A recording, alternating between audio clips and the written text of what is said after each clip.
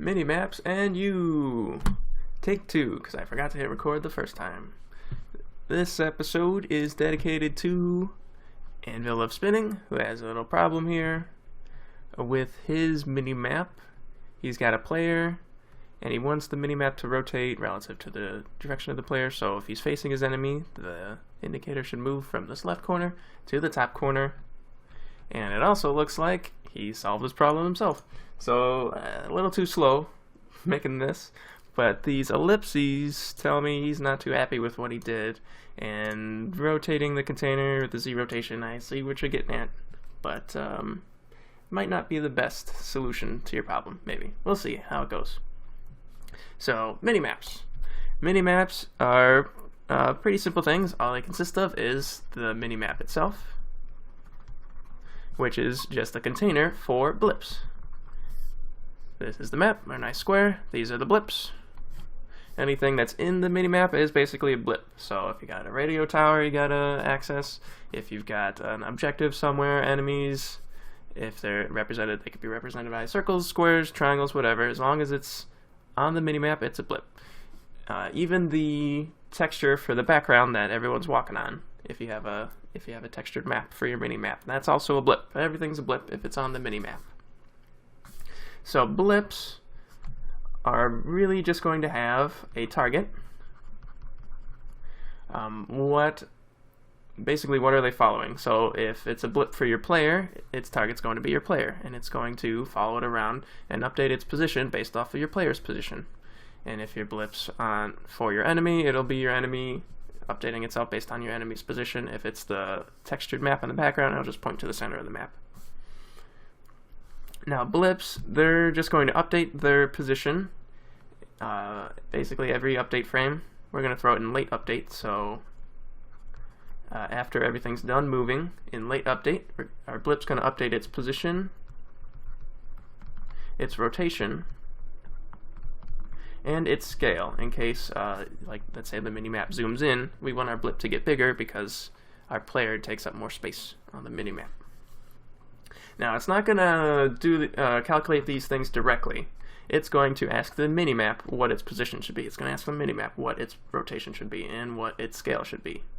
Now, the minimap, it's going to have a target.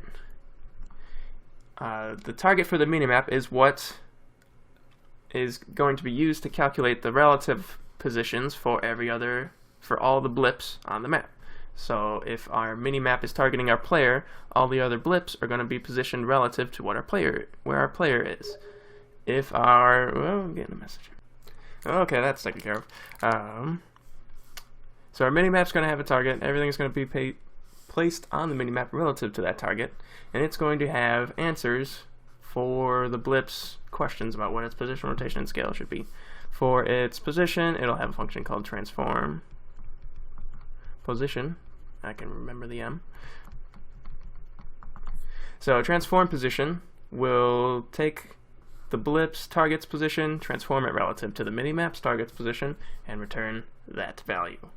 It'll also have a nice helper function called move inside, I guess. I can remember to spell inside, right? Move inside will, if a blip falls outside of the minimap's bounds, and it wants to be inside. Sometimes blips don't want to be inside the minimap's bounds.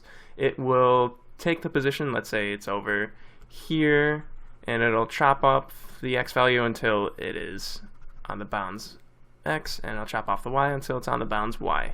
And same for any other corner. So things will be able to stick on the outside of the bezel of the minimap, we could say.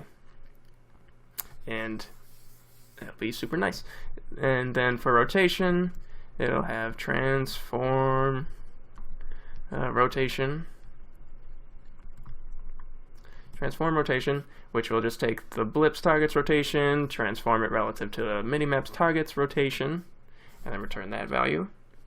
And then for scale, it's just gonna our minimap's gonna have a zoom level. So as our map zooms in, the scale of the blip should increase, because if we zoom in, our minimap blip should get larger, unless you don't want them to. You can code a cap on it if you don't want that. Okay, so hopping into our game. Oh, this is take two, so I gotta get rid of that. Okay, so we've got a red cube and a blue cube. They're going to be our two things we care about. For this example, a red cube is just going to be a red cube sitting in the world. A blue cube is going to be our player. Let's get rid of the... And our player has... I've got a minimap player script on there. It's just for moving it around. Yours is going to be different. The two scripts we're going to need. We're going to need a blip script for all the blips that are on our minimap, and the minimap script for containing those blips. For our minimap itself, it's going to be made completely out of UI objects. So I'm just going to go ahead and hit create UI panel. Go back to 2D mode. I'm going to set its anchor to the right. I'm going to shrink it down to, I guess, there. That'll be our minimap. The blips are just going to be UI images, UI image. So I'm going to call this red blip. Duplicate it. Get a blue blip in there. These all should be childs. This is going to be our minimap. Alright, and our red blip, for both of our blips, their image is going to be, I've got the Kenny assets loaded, and I'm going to choose the sweet clock sprite. It's pretty sweet. And let's scale them down. Let's choose 10 and 10 for the width and height. These should be reset. Okay. Going back. 10 and 10. And the red blip, we'll give it a red color. And the blue blip, we'll give it a blue color. Zoom in, move side to side. So those are going to be the blips on our minimap. Okay. So let's dive into scripting. Start up the script. We'll start with our minimap. Our minimap is just going to have its transform, or based off this, it's just going to have a target. That was ugly. Going to have a target. Just going to be a transform. It's a target. And then we're going to start by implementing its first answer to the question, what should a blip's position be? We want to transform its position. So we'll say public vector to transform position.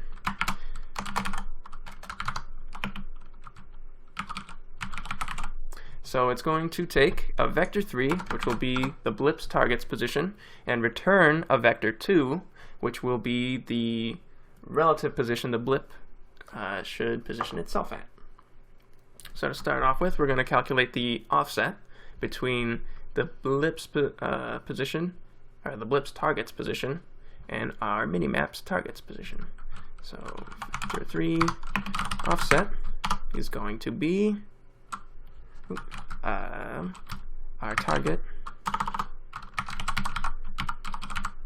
target's position, and we're got them reversed. The blip's position minus our target's position,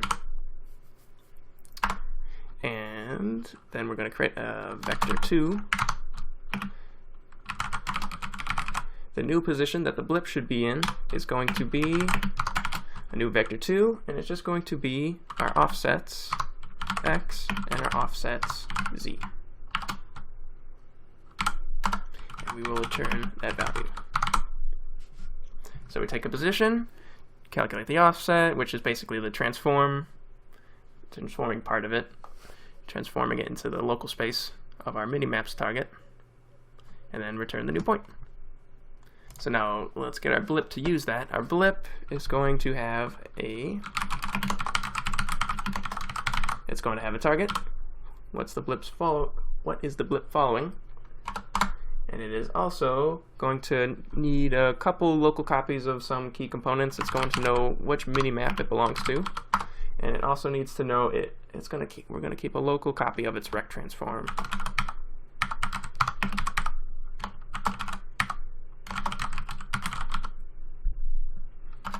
And in the start, we're going to assign those values.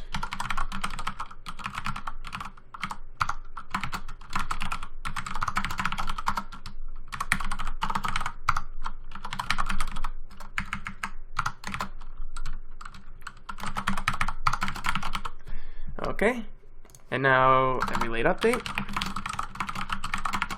we want to update our position, or ask the minimap what our position should be. So we're going to say vector2 new position is going to be map dot hey transform the position of my target. And we're just going to say my rect transform. We're going to set its local position to that new position. Simple enough. So those are the two scripts we need. We'll head back into our game, hop on our minimap. We'll add the minimap script and tell it we're going to center our minimap around the blue cube. And for the red blip, we're going to add blip script. It's going to target the red cube. For the blue blip, it's going to have the blip script. It's going to target the blue cube. Alright, hit play. Let's go ahead and focus first on our blue cube. So now, if I move forward, you can see the red cube's blip is moving behind us. As we move back, it is moving in front of us. If we zoom out, grab everything, just to get it going faster, we can see everything's relative and correct. We can grab the red cube and drag it around, and it does everything correctly. But you'll notice that we gotta move a whole lot on our blue cube in order to get the slightest bit of movement on our minimap. So let's add a scale value so we can explode out or exaggerate those movements so everything moves faster. So let's jump in our script, our minimap. Let's add a zoom level, public float. We'll say zoom level. And we'll start at 10. 10's a good value. So now to implement the zoom level, all we have to say is, hey, after we get our new position, we're going to just multiply it by our zoom level, and that'll get a new exploded out value. Go ahead, run back into our game, hit play. Now you'll see the red cube's position even further away because it's zoomed in, and as we move our cube around, you can see the blips move a lot faster on our screen. But now, what's this? Our blip is outside of our minimap and still drawing itself. That's kind of a problem. Now we could add, checks in each blip to see if it's outside the bounds of our minimap, and if so, disable itself or something like that. And that's way too much work. All we're going to do is add a mask to our minimap and be done with it. So if our player moves, if the red blip moves off the screen, it's now hidden by the mask. It's gone. Don't have to worry about it. No crazy distance checks and square root magnitudes and all that jiggamajazz. But let's say we wanted, if a blip is off our minimap, we don't want it to just disappear. We want it to stick around the outside edge of our minimap, like an indicator for, it's in this direction. So let's create a function on our minimap. Vector2 move inside. You could probably think of a better name than that, but So the move inside function is going to take a point, which will be a blip's position really, and it'll modify the x and y values of that point until they fall inside the bounds of our minimap's So before we do that, we should grab the bounds of our minimap, which is conveniently stored inside a rectangle. So our maps rect is equal to the get component. We'll grab the rect transform and then grab the rectangle off of it, and now we have the bounds of our minimap. Now to modify the point so it stays inside the bounds, we're going to use vector2 max and vector2 min to set the values individually and make super nice clean code. So our point, we're going to give it the values of vector2 dot max and the maximum between the point and our rex min.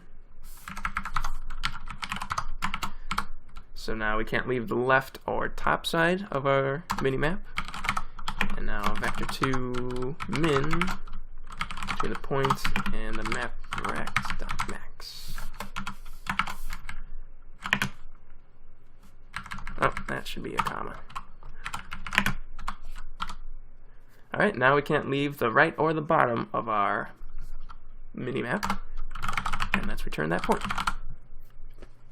So our blip, in order to take use of this functionality, some blips we don't want to leave the bounds, some blips we don't want to leave the bounds, like enemies and stuff, if we want to know what direction they are in, if we can't view them on the map.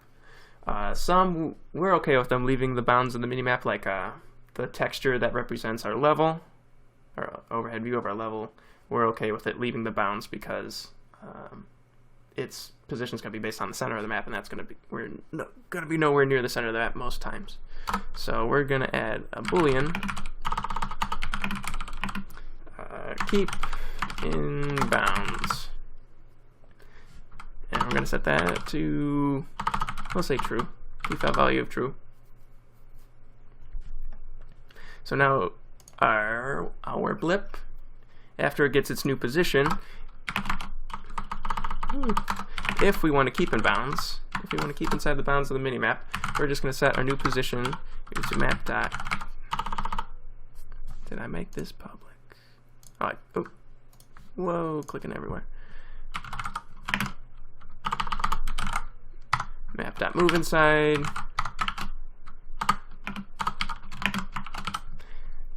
So if we want to stay in bounds, set our new position to the move inside, the return value of move inside based on our new position. Go ahead and save. Go back to Unity. Click run. I'll just grab the red cube. And if I move it, did I hit run? Probably hit run. So now if I move it outside our minimap, you notice it stays right there on the top. And it stays in all the corners. Everything's cool. If your minimap is circle shaped, all you have to do is modify the keep inside function so it's based off of keeping it inside a circle. That you'll probably have to use square magnitude or something like that, because square roots are expensive. Okay, so let's add a texture that represents the map that our players are currently walking around on. So I'm going to add another UI image. Its sprite is going to be the grid sprite, basically the texture that our players are walking around, of the plane that the players are walking around on. I'll move it to the top so that it is always drawn first. And you'll notice that it's not exactly to scale, this map. If we move forward, oh, I should probably add a blip script to it. And to target the plane. So now, if we move forward, you notice here it says we're off the map. We are currently on it, so it's definitely lying. It is not to scale. So let's add the option, if we increase the zoom level of our minimap, you can see here, if we increase the zoom level, it exaggerates the positions, and now everything moves really fast. So that's correct, but the problem is our blips don't get any bigger the more we zoom in, which they should, because if we zoom in, the blip should be taking up more area of our minimap. So let us dive into our blip and say, hey, when we're updating ourselves, let's also update our scale. So we're going to say my rectransform.local scale. Well, sometimes we don't want that scale to update, so let's add a bool box scale. Normally we want it to be false, but hey, you can change it. If we're not locking our scale, which means we want to update our scale every late update, we're going to set its local scale equal to the map's new vector 3 map zoom level, and 1. So let's go ahead and pop back in our game. Bam! Things got a little crazy. So now, since our minimap is set to zoom level 10, everything is now 10 times larger than what it started out with. Here's what it looks like raw. Our zoom level 10. The problem is, let's start at the beginning, or tackle them one at a time. Now if we move to the edge of our arena, we are nowhere near the edge of the arena on our map. And we can fix that by modifying the width and height values of the rect transform for our map texture. I know ahead of time that the correct values are 40 and 40, and those are kind of based off the fact that our plane has a scale of 4 in all directions. And I guess multiply that by 10 and you got the right dimensions. So now if we hit play, walk up to the edge, and it currently, we're on the edge. Trust me, it's correct. Let's fix our clock's zooms as well. Both of these values, again, I know ahead of time, these are 1.25 by 1.25. So now, our position, notice how for our cube, we're only covering like this quadrant of this light blue square, and on our minimap, we're only covering that quadrant on our light blue square. So everything's at the correct scale currently. And if we walk to the top, it says we're on the edge. And if we walk to the other way, let me just grab it and make it fast. We can be anywhere on our map, and everything's the right scale. So it's correct. It's important to get the right size for your blips, and then they're correctly affected by the scale. Because let's say now if we zoom in our minimap to 20,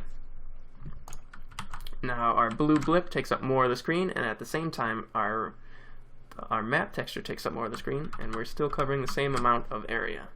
So we can zoom in, we can zoom out, and everything's working the way it should. Alright, now we have a problem where if we rotate our player like so, the blips on our minimap are not updated to reflect the new facing direction of our player. So if we went from facing forward, now facing the left, this red blip should move itself over to this side of our minimap. And if we're facing the opposite direction, it should be behind us. So it should always reflect based off of where our player is facing. So to do that, we have to transform the position of our blips based off of the rotation of our minimap's target. Now we could do crazy math with take the offset, get the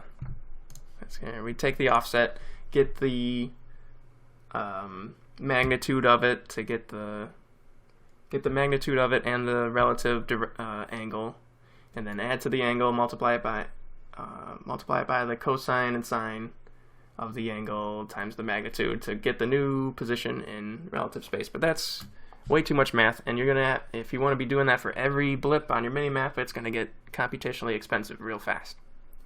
So to bypass all that, we're gonna use something called rotation axes. I don't know if that's the correct way to go about it, but we're gonna have two axes that represent the rotation of something in the x direction and the rotation of something in the y direction. And all we have to do is multiply our offset by those values, and we magically get its new position. So we're gonna have a vector R2, our x rotation vector, and its default is going to be vector2.right, and vector2 y rotation is equal to vector2.up.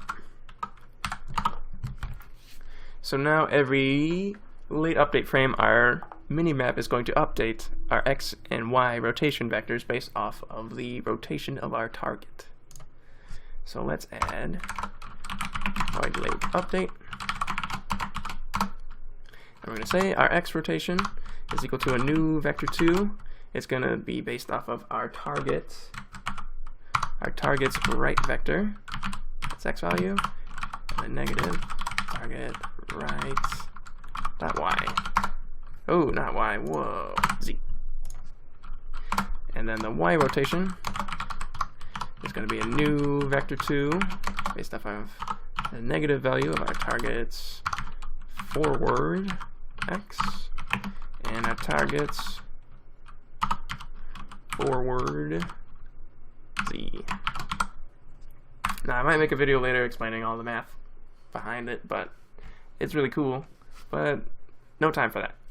So we got our x rotation and our y rotation axes, and now calculating our new position involves just saying, hey, take our offset.x and multiply it by our x rotation vector, and then add to our new position our offset.z multiplied by our y rotation vector. And everything rotates. Now, it might be, make sure before you get running, you set the execution order on the minimap to execute before a blip, because we want our minimap to update its x and y rotation values before the blips start asking it what their new position should be. So, get out of here. Because you can get bad flickering and juddering if they have the same execution time, and then some blips are updating before the minimap updates its vectors, and then some are updating after it's updated its vectors. Things get crazy. So make sure you set the execution time so the minimap executes before the blip. So we'll hit run now, and we'll rotate. So now, when we're facing this way, the red cube is on our right, and facing up, it's on our left, directly behind us, directly to the right. And everything's working, except for if we were to come up to this corner. Now it's saying we're off the map, but we're definitely totally on it. This problem arises because the positions are changing for our red cube and our map based off of our minimap's target rotation, but their local rotations themselves aren't changing. If we were to zoom in to 20, let's look at, I chose these clock sprites because you can see the forward and right vectors based on them.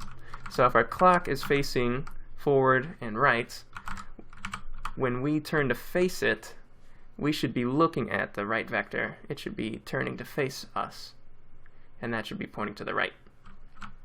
So we need to update the rotation values, update the rotation of our blips based off our minimap's target. And that was the other answer to the question, what should the blip's rotation be? Let's implement zoom rotation, or transform rotation. So we'll say public, these are going to be based off Euler vectors, so we're going to use vector 3s, or Euler angles, so we're going to use vectors 3s. Transform rotation given a rotation. Now you might think, oh, you're going to do that whole, use atan to get the angle, then add a value to it and return it, but atan's expensive, and we don't need to do any of that crazy stuff. All we're going to do is return new vector 3. The rotation is going to be 0, 0, and our minimap's targets, Euler angles, y, and all we're going to do is subtract the rotation's y value. And we've got the offset. So in order for our blip to take advantage of it, sometimes you don't want the blip to take advantage of it, so we'll have a public bool lock rotation. So let's say your blip is in the shape of a house. You don't want the house to rotate based off of the way the player's facing. You always want it to be facing upright. So you might want to lock the rotation sometimes. But we're going to set the default to false. Okay, keeping in bounds. Updating our scale. Let's update our rotation if we don't want to lock our rotation. My Rex. Ooh, how can I? Okay. My Rec transform. We're gonna set our local Euler angles equal to our map dot transform rotation based off of our target's Euler angles. Alright, save everything. Let's go and run it. Let's set our zoom back to 20 so we can look at those vectors. So now if we turn to face the red cube, notice now that those angles are turning to face us. And that is the correct way it should be behaving. We can push that around. If we crawl up to the corner of our screen, now we're in the correct corner. And everything's great.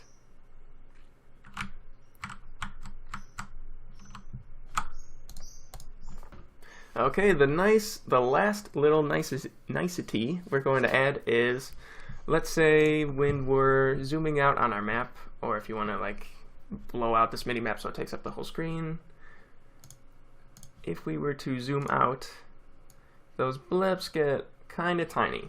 Let's say we wanted to implement a minimum scale for our blips so that they don't get smaller than a certain amount. So we'll go to our blip. We'll add a float, public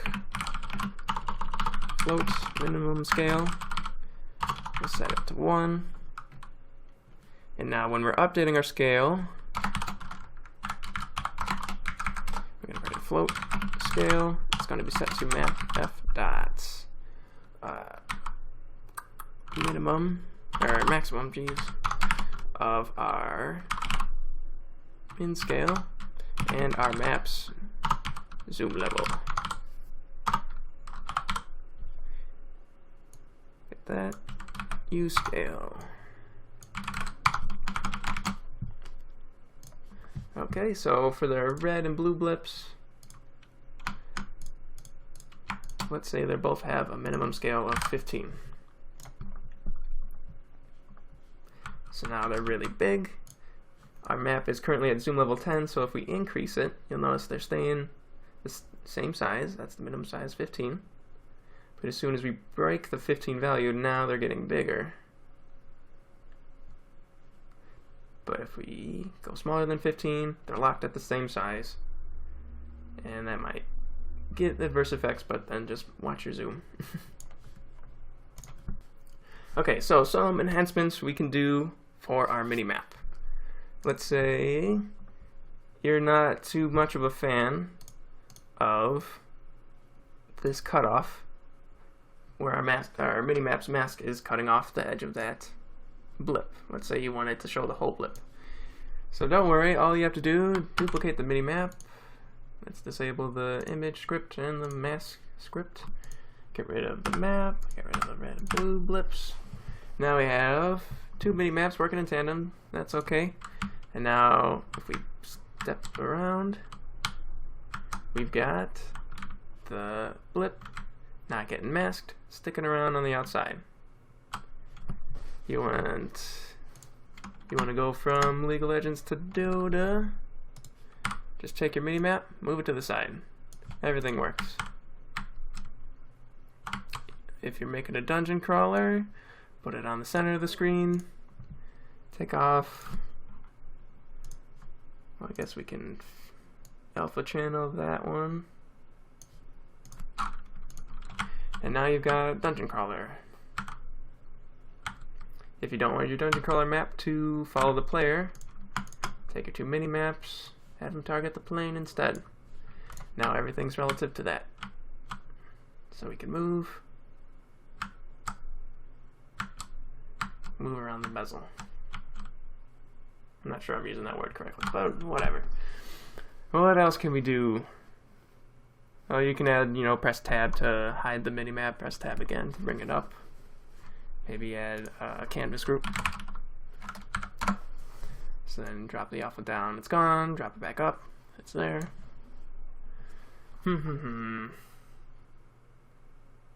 Oh, let's get rid of this first mini map. We'll zoom in real far. Crazy far. Get rid of the blue blip. Have the mini map target the blue blip. Or blue cube.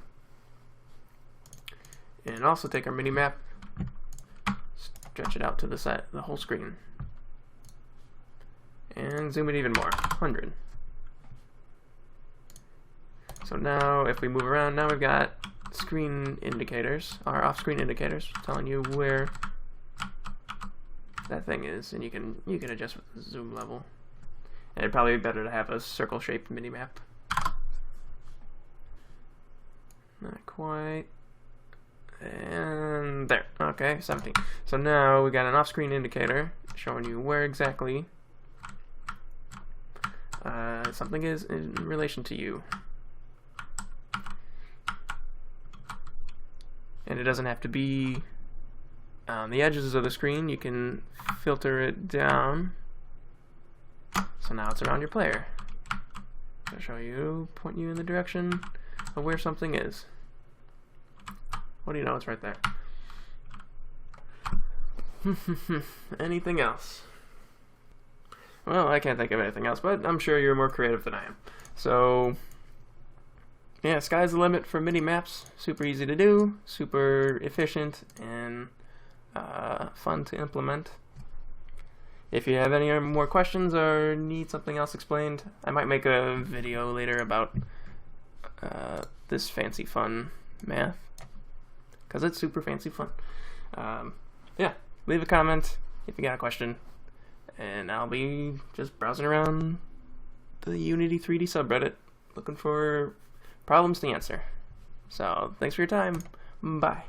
Hey, I'm jumping back in here because I realized on my second take that I didn't tell you how to disable minimap rotating in case that's not your deal. You don't want that going on. So let's jump into our minimap. We'll add a quick public bool lock rotation equals, start at false.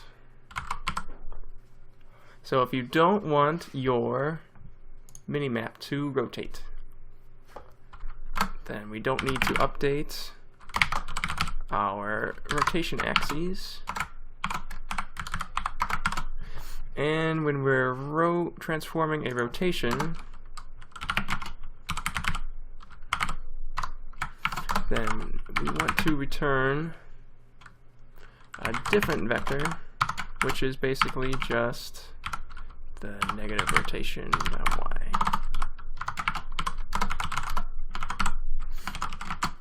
Okay, that's all you need to do, I believe. Let's go ahead and run it. Alright, we'll first set our minimap. We'll lock the minimap's rotation. Run it. And now it doesn't turn when we turn.